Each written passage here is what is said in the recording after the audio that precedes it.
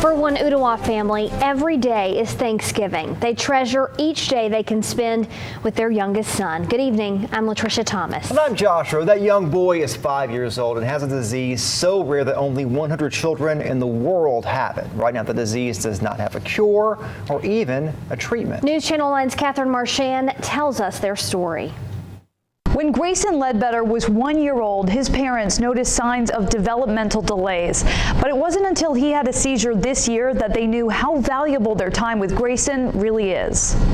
Dad, like this. Good throw. Doctors say Grayson Ledbetter is one of 100. But in his parents' eyes, he's one of a kind. He's got something special about him. He just lights up a room.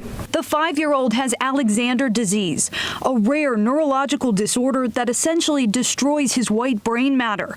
Grayson is slowly losing the ability to walk, talk, and eat. This was something he wasn't able to do. So this is a new thing. They did tell us that, eventually it is a terminal disease. Laura and Josh Ledbetter are afraid of the future. Is that a sign of regression? Are we headed towards him not being able to wake up, to breathe? I think that's what goes through our minds, when we're not around him.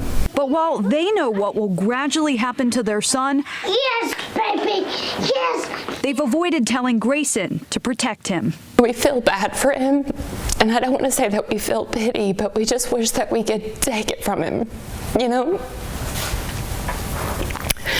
And since they can't take it away, they're now taking steps to make it better with a new organization called Grayson's Ladder. Research for rare diseases like Grayson's receives very little government funding. The Ledbetters want to raise awareness and money to give their little boy a fighting chance. Without that, Grayson will not have a treatment in his lifetime.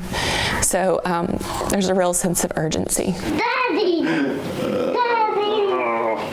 Right now, Grayson is doing well. His doctors want him as strong as possible. She thinks that he could have hopefully a decade of life, but she doesn't know what that decade could look like for him. In the meantime, his parents are trying to stay strong for him. Today is a good day. We're just going to focus on that today is good for him. Every donation to Grayson's Ladder will go directly to support research of Alexander disease. To make a donation and help kids like Grayson, go to the link posted on our website, newschannel9.com. Katherine Marchand, News Channel 9.